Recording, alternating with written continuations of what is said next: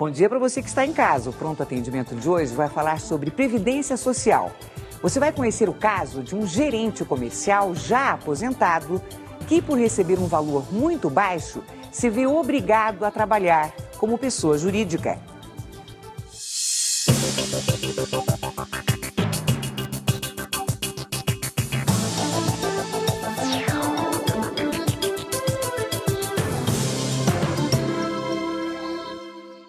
Participe pelo twitter.com/patendimento, tudo junto, e prontoatendimento@tvcultura.com.br. Para conversar com a gente sobre Previdência Social, está aqui a advogada previdenciária Marta Geller. Marta, bom dia, muito obrigada por sua presença mais uma vez aqui com a gente. Eu que agradeço. Bem, uma das dúvidas de hoje vem do seu Joaquim Francisco, aposentado há 19 anos e com dúvidas sobre o direito à revisão do benefício. Meu nome é Joaquim Francisco de Araújo, eu me resido em Santo André e trabalho em vendas, apesar das 65 anos de idade.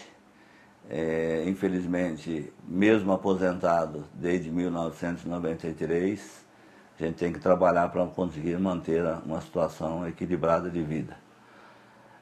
Gostaria, inclusive, de fazer uma pergunta com referência, como eu me aposentei em 1993, se eu tenho ou não direito à revisão do teto, porque a gente tem lido bastante e normalmente dizem que quem se aposentou até 1991 e após 2004 tem esse direito. Eu gostaria que eu me aposentando em 93, se eu realmente tenho ou não direito a esse teto. Então, Marta. Pois é, a pergunta dele é boa, porque ele também coloca um dado que não é verdadeiro. Então, as pessoas que se aposentaram entre 91 e dezembro de 2004, que, portanto, estão dentro do período em que houve duas modificações na Constituição Federal com relação ao teto constitucional. Na verdade, o que acontece? Houve uma mudança, a elevação do teto por duas vezes nesse período. E as pessoas que estavam contribuindo para a Previdência, então, passaram a pagar mais porque o teto foi elevado. E o benefício, a contribuição, portanto, de todas as pessoas que estavam pagando Previdência naquelas ocasiões, aumentaram. E quem já estava recebendo benefício, ou que passou a receber benefício nesse período, não teve o benefício tributário correspondente. Quer dizer, as pessoas começaram a pagar mais, mas os benefícios que já estavam calculados ou que estavam a ser calculados naquele período não tiveram esse correspondente aumento. Então, o que o Supremo Tribunal Federal decidiu no ano passado? Que todas essas pessoas tinham sim que ser beneficiadas por esse aumento. Mas só as pessoas que tiveram uma limitação no teto da época em que se aposentaram. No caso do nosso telespectador, ele se aposentou em 93, então ele precisaria estar verificando na carta de concessão dele qual o valor da renda mensal inicial calculada naquela data. Por quê? Aí ele vai lá na relação de tetos que a Previdência Social, inclusive, está fornecendo para o segurado. Basta o segurado comparecer a qualquer agência da Previdência Social e lá solicitar a tabela dos tetos oficiais. E aí ele vai pegar aquela tabela de teto, vai olhar na carta de concessão dele, vai verificar naquela data qual era o valor do teto. Se ele tiver verificar que no caso dele houve uma limitação naquele valor, porque a renda mensal dele está exatamente igual à tabela, então significa que ele teve uma limitação, ou seja, a renda mensal dele era para ser acima daquele valor que está na tabela, e ele, então, houve um prejuízo. O que ele vai recuperar agora? Ele vai recuperar exatamente aquela gordura que a gente chama, aquele valor que ficou, que ele tinha direito, acima daquele valor que ficou limitado. Então, vamos supor que o teto fosse de R$ 1.200 e a renda mensal, a média dele, tenha dado R$ 1.350. Então, esses R$ 150 que ele perdeu naquela época, porque houve um corte na renda dele, de R$ 150, ele vai recuperar agora, porque o Supremo, então, determinou que ele tem direito. Em quanto tempo ele vai recuperar? Então, o INSS fez administrativamente uma chamada, já mandou cartas para essas pessoas que ele constatou que tinha direito, mas houve já uma retificação nessa lista, porque a lista estava incompleta, E, quem sabe, não há outras pessoas na mesma situação, quer dizer, não estão na lista, não estão contempladas administrativamente, mas têm direito. Então, as pessoas devem buscar a informação por meio de um advogado ou da própria Previdência Social para constatar se realmente existe esse direito, só para quem ficou limitado no teto.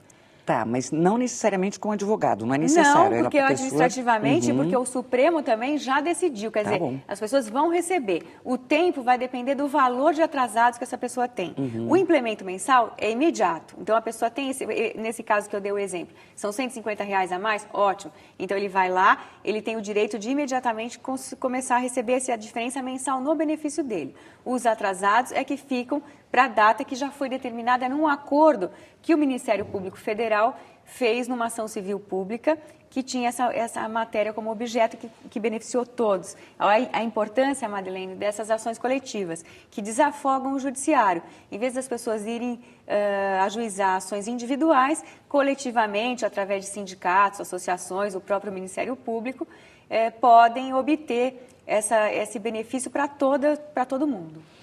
Muito bem, a Helena é de São Paulo, tem 57 anos. Ela escreve: eu trabalho há 24 anos como doméstica. Eu tenho apenas 8 anos de contribuição. Há pouco tempo eu descobri que a minha patroa parou de fazer as contribuições em 1994.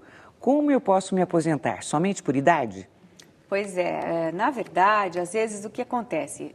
Dificilmente, no âmbito do emprego doméstico, existe muita informalidade ainda, né, Madeleine? E a gente tem que combater esse tipo de situação. As pessoas, está muito certa essa nossa telespectadora, que trabalha como empregada doméstica e que está fiscalizando as contribuições. Quer dizer, ela deve ter ido à agência do INSS, qualquer um pode fazer isso, e solicitar o quê? Os extratos do CNIS. O que é o CNIS? O CNIS é o cadastro de informações de que cada trabalhador tem. Você tem um número de seguro social e por esse número do seu seguro social ou o número do PIS, aquele que consta na sua carteira de trabalho, mesmo que no caso da empregada, se ela já trabalhou registrada numa empresa e tem o número de PIS, ela pode estar puxando pelo número de PIS. Se foi feito um outro número de contribuição, e é muito comum, é uma situação que não deveria acontecer, mas é muito comum você encontrar pessoas que têm mais de um número de seguro social. Pode ser o caso da nossa telespectadora.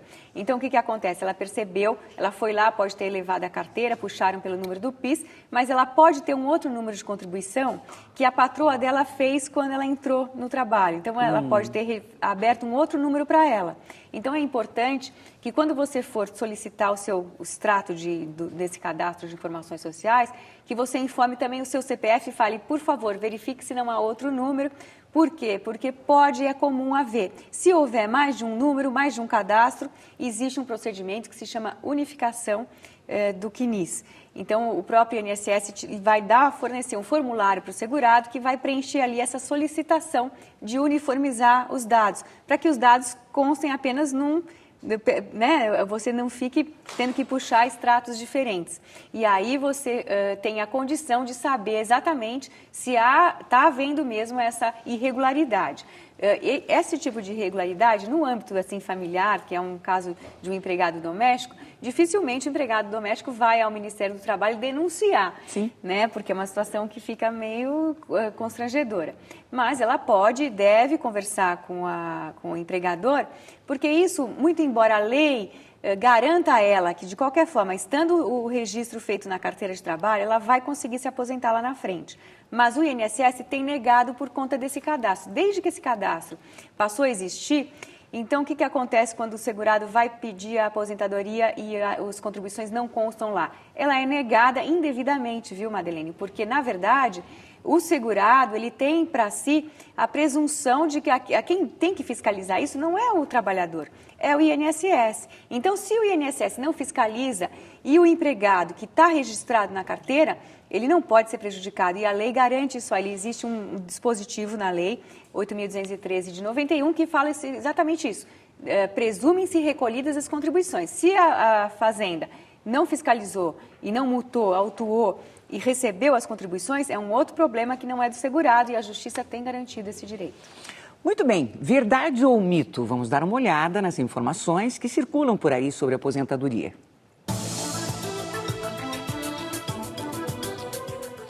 Quando me aposentar, pagarei menos imposto de renda.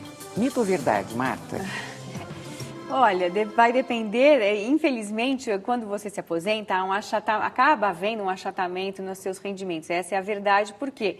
Porque a gente está constatando que ao longo dos anos, os trabalhadores que se aposentaram têm tido aqueles reajustes anuais, não estão sendo capazes de manter o rendimento. Mas, ao mesmo tempo, Madeleine, as tabelas do imposto de renda, elas também não estavam sendo corrigidas. Então, na verdade, havia um achatamento na renda e continuava muito caro para o trabalhador recolher, ter a retenção na fonte, né? Quer dizer, a pessoa recebia menos e ainda pagava mais, ou a mesma coisa de imposto de renda. Então, não é verdade que vai pagar menos imposto, não. Olha, a Ilka Lima é de Recife. A minha mãe tem 79 anos, recebe aposentadoria e pensão por morte do meu pai. Eu tive que deixar de trabalhar para cuidar dela e eu gostaria de saber, em caso de morte dela, eu tenho direito a receber alguma pensão? Hoje eu tenho 43 anos e há 4 anos estou sem trabalhar para ficar com a minha mãe. Não, então, isso é uma situação grave que acontece mesmo. É grave que eu digo porque a pessoa que para de trabalhar para cuidar de um idoso da família, ela acaba se prejudicando lá na frente, está fazendo um gesto muito bonito, mas ela acaba se prejudicando lá na frente se ela não for previdente, como está sendo a nossa telespectadora. Ela quer uma orientação, quer saber o que fazer para depois ser surpreendida lá na frente. Ela não vai ter direito a quando a mãe falecer, não vai virar uma pensão que ela pode ser beneficiária. Por quê? Porque ela é maior de idade, ela é capaz, ela não é inválida, então ela não tem esse direito de receber a pensão por morte. Ela deve fazer uma inscrição, ela pode usar inclusive o próprio número de inscrição que ela já tem, para não ter esse problema de ter mais de uma inscrição, e ela pode fazer um recolhimento pelo Código do Segurado Facultativo. Então, ela deve recolher mensalmente sobre um salário mínimo até o teto da Previdência, que são R$ 3.900, mas ela pode escolher o valor da contribuição dela, né? Se ela conseguir pagar sobre mais do que um salário mínimo, ela vai recolher 20% sobre esse valor que ela fixar para ela. Então, se ela fixar em R$1.000, por exemplo, vai pagar R$200 por mês de contribuição para o INSS, mensalmente, como segurada facultativa, aquela que não tem uma renda proveniente do trabalho dela. E no futuro vai ter garantido esse tempo que ela ficou cuidando da mãe. E parabéns pelo seu gesto, é um gesto muito bonito. Muito bem, nós já voltamos com outras perguntas e respostas sobre Previdência Social. Mande suas questões, a advogada Marta Geller vai continuar tirando suas dúvidas. Até já.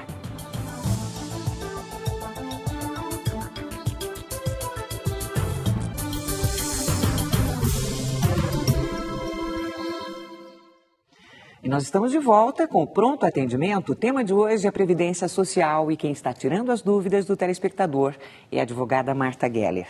Marta, o Ademir dos Reis Cruz tem 52 anos, é de Presidente Bernardes. Ele escreve: sou agente penitenciário, tenho 11 anos averbados da Previdência Privada e mais 22 como funcionário público no sistema penitenciário.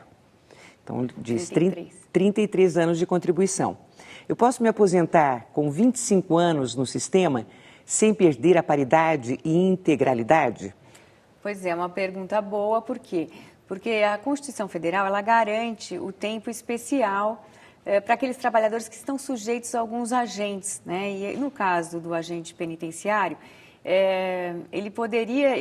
na verdade, o que mais conta aí o trabalho é mais perigoso do que insalubre. Mas é insalubre, sim, ele tem contato, com sangue, saliva dos presos, em brigas, mas ele porta armas, enfim, é uma atividade desgastante emocionalmente, mas na regulamentação, como atividade especial, não existe uma lei garantindo a ele os mesmos direitos que tem o segurado do regime CLT da Previdência Social, INSS. Ele é um servidor público, um funcionário público, tem um regime próprio e, portanto, não bastam 25 anos para ele obter a aposentadoria. O que existe, Madeleine, são várias decisões, inclusive do Supremo Tribunal Federal, com relação a esse tipo de falta de regulamentação. Porque como a Constituição é de 88, portanto, né, nós estamos aí 25 anos faz esse tempo que seria para a pessoa se aposentar com aposentadoria especial, que está esperando a regulamentação e ela não veio. Então, por conta disso, o Supremo, inclusive o Tribunal de Justiça aqui em São Paulo também, para os servidores estaduais, em vários estados espalhados pelo Brasil, já decidiram que essa situação não pode permanecer dessa forma. O servidor tem direito a essa regulamentação. Então, a pessoa acaba, como no caso do nosso telespectador, indo à Justiça, conseguindo uma ordem judicial para suprir a falta de regulamentação. E o que então essa ordem judicial diz? Então, na falta da regulamentação específica, aplica-se a lei que se aplica ao regime geral, ao trabalhador da Previdência Social. Então, no caso dele, é isso que ele está perguntando. Será que, para mim, eu vou ser beneficiado por essa lei? Então, em termos, tá? Porque, na verdade, o que seria aplicado para ele era mais a periculosidade do que a própria insalubridade que garante os 25 anos de aposentadoria para o trabalhador do INSS.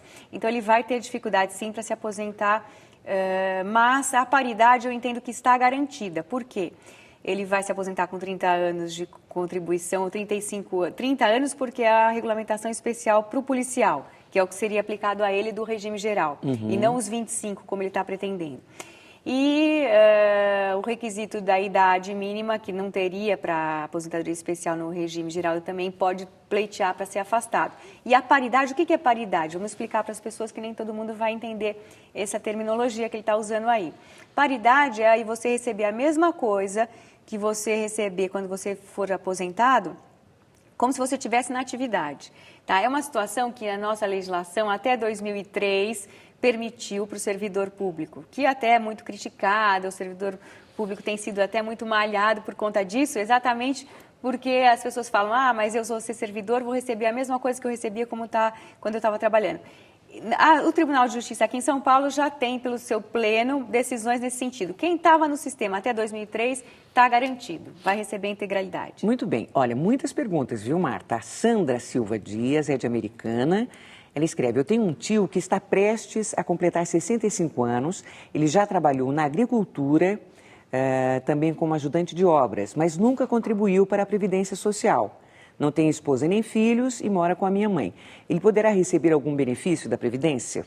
Então, aí ele pode receber o benefício assistencial, porque assim, o trabalho rural, ele também depende de contribuição. As pessoas, dependendo da data em que ele trabalhou na roça, ele poderia estar computando esse tempo, desde que ele prove que o tempo foi realmente prestado, foi de atividade de trabalho e tal.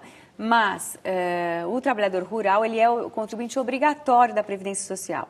No caso aí, em obras, ela fala em obras, quer dizer, na construção civil ele deve ter trabalhado também, ou na própria construção na área rural.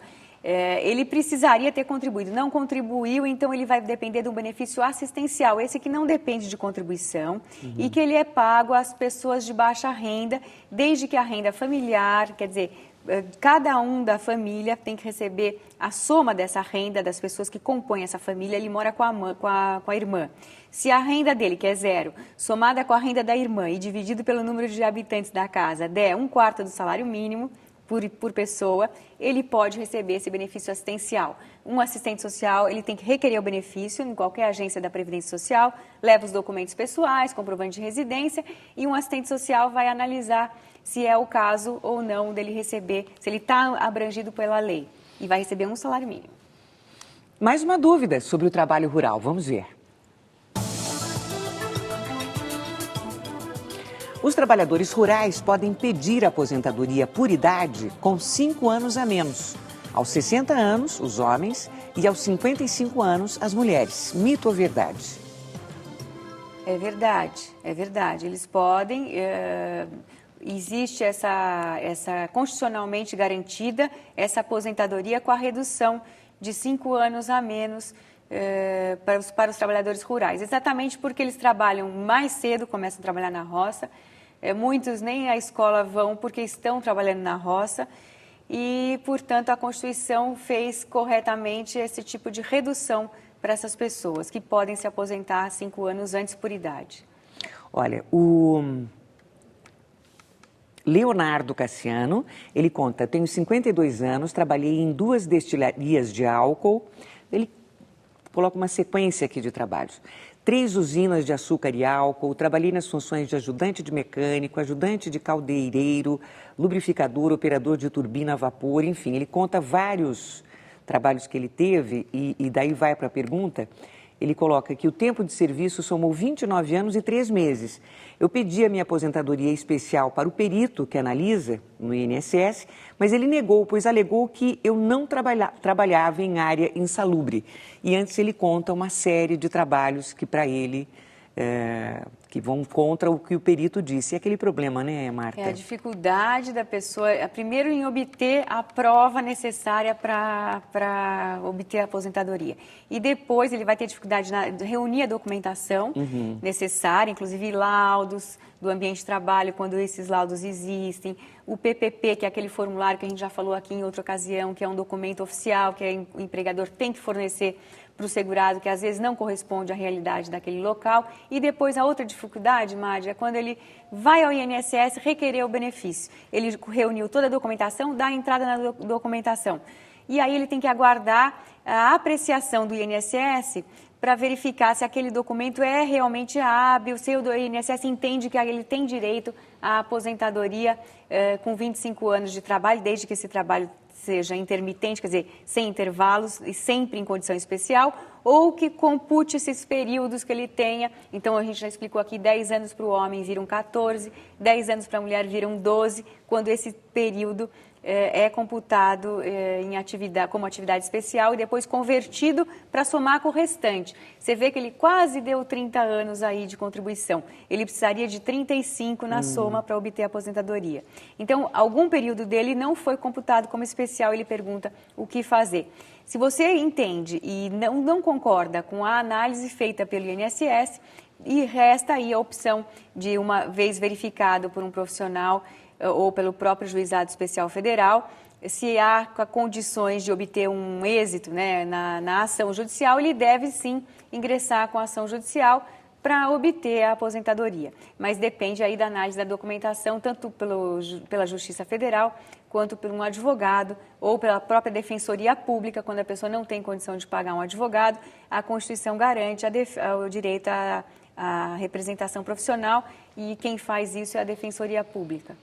Olha, a Terezinha escreve, eu sou funcionária pública com algum tempo de empresa privada, sendo que 2 dessas empresas, apesar de não estarem registradas na minha carteira de trabalho, inclusive com aumentos de salário, contribuição do Fundo de Garantia, não constam no sistema do INSS. O que eu devo fazer?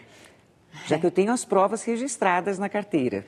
Então, se ela tem a prova na carteira, as contribuições não estão no sistema, ela vai ter dificuldade em obter ou a certidão de tempo para levar para o serviço público, que deve ser o que ela quer, Madi, mas o que ela tem que fazer é exatamente o que a gente falou aqui, hoje mesmo no início do programa. Ela tem que pegar essa documentação, pedir a certidão, ela vai ser negada pelo INSS, já não foi, porque parece que até já foi negada.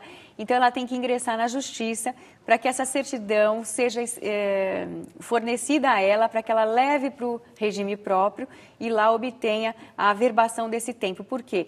Porque o documento, a carteira de trabalho é considerado um documento público, tem fé pública, todas as suas anotações, inclusive que podem ser comprovadas ainda com os extratos de fundo de garantia. Ela deve ir à Caixa Econômica Federal, pedir esses extratos para juntar com a carteira, fazer a prova em juízo para obter esse direito de contar esse tempo. E outra, o que eu acho mais engraçado nisso tudo é que antigamente não existia esse Cadastro Nacional de Informações.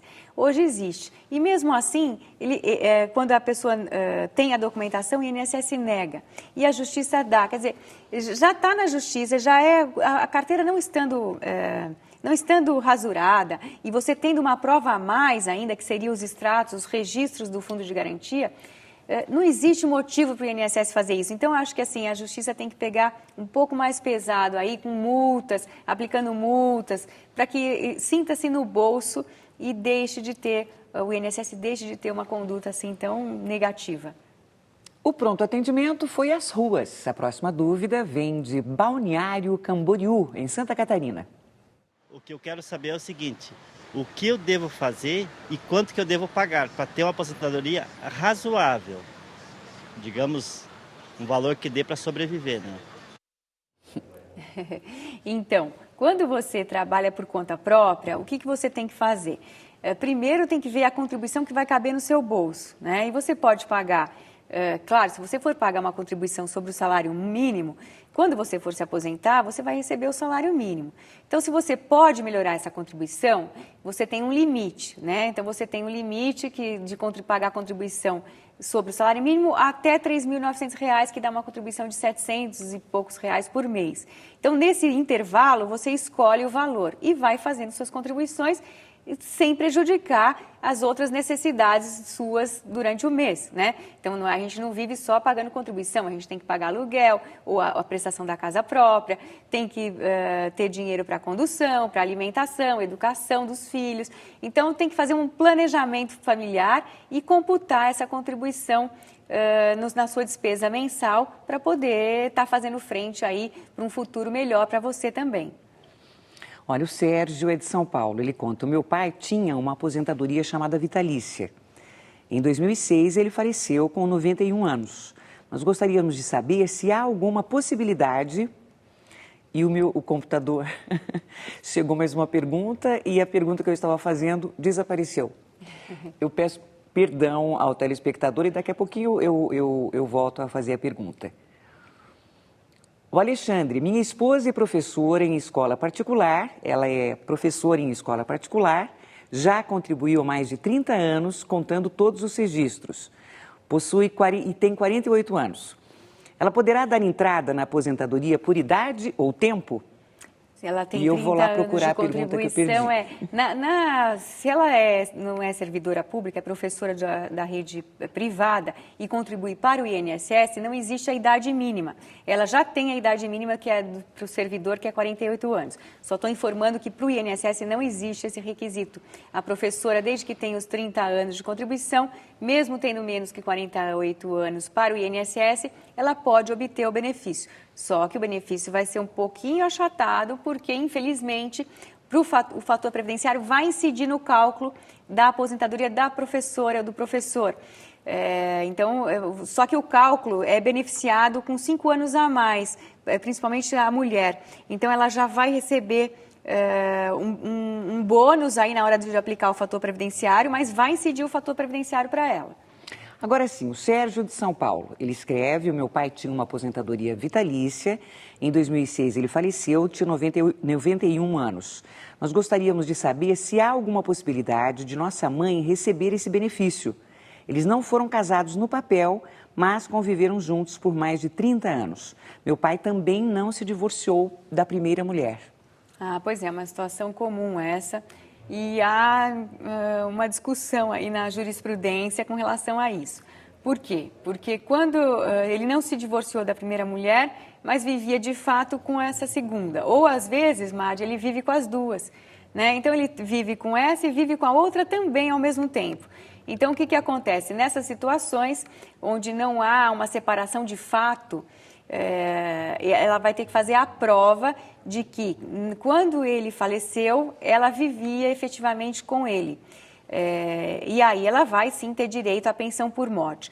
O que a jurisprudência, os tribunais estão entendendo, muitas vezes, é que, quando ela era amante, ela não teria direito, porque ela sabia que ela não podia ter uma união estável com uma pessoa que já era casada com outra e que dela não havia se divorciado. Então, assim, não é só o fato dele não ter se divorciado da primeira mulher que ela perde o direito à pensão. Ela vai ter o direito à pensão garantido desde que ela prove que, na data do óbito, ela estava vivendo em união estável com ele. Se ela fizer essa prova por meio de... Como é que faz essa prova, Madeleine? Faz essa prova com conta conjunta do casal, tinha conta conjunta, é uma prova de que estava morando junto, porque ninguém faz uma conta conjunta se não tiver uma vida, uma união estável. O endereço, tem comprovantes de residência no mesmo endereço. Então, uma correspondência de banco dele e uma correspondência qualquer dela, conta de luz e tal, com o mesmo endereço. Prova também que viviam juntos. Filhos em comum também prova a união estável. Mas reunindo toda essa documentação, ela pode obter o benefício. Se for negado, vá à justiça, porque a justiça vai dar a pensão. Com certeza, se ela aprovar, a união estável vai receber o benefício. Marta, uma última pergunta, já estamos quase no final do programa. O Gilberto Inácio da Silva é de Apucarana, no Paraná. Eu sofri um acidente de moto, fiz uma cirurgia, estava recebendo auxílio-doença. Vou ter que fazer outra cirurgia. Marquei perícia e o meu benefício foi cortado. O que eu devo fazer? Pois é, ele já marcou uma perícia, significa que ele já pediu a reconsideração dessa alta médica que ele teve. Se ele vai fazer outra cirurgia, ele provavelmente tem um relatório médico atualizado, indicando a nova cirurgia. Então, ele deve, nessa perícia que já está agendada, levar esse novo relatório e que certamente o INSS vai conceder um período maior para ele se recuperar dessa segunda cirurgia. A aposentadoria por invalidez ele só vai obter se realmente não houver condições de ele voltar à atividade que ele exercia antes ou a qualquer outra atividade que ele possa receber uma remuneração para se manter. Muito bem, o Pronto Atendimento recebeu Marta Geller. Muito obrigada por sua presença mais uma vez, Marta. Recebemos, como sempre, muitas perguntas e voltamos a falar sobre isso. Obrigada, é um prazer estar aqui e poder prestar esse serviço tão importante. Bom dia para você. Bem, o que comer para ter boa saúde e não ganhar aqueles quilinhos indesejáveis? Amanhã a gente se encontra para falar sobre nutrição. Mande já a sua pergunta. Bom dia, até amanhã às 8h.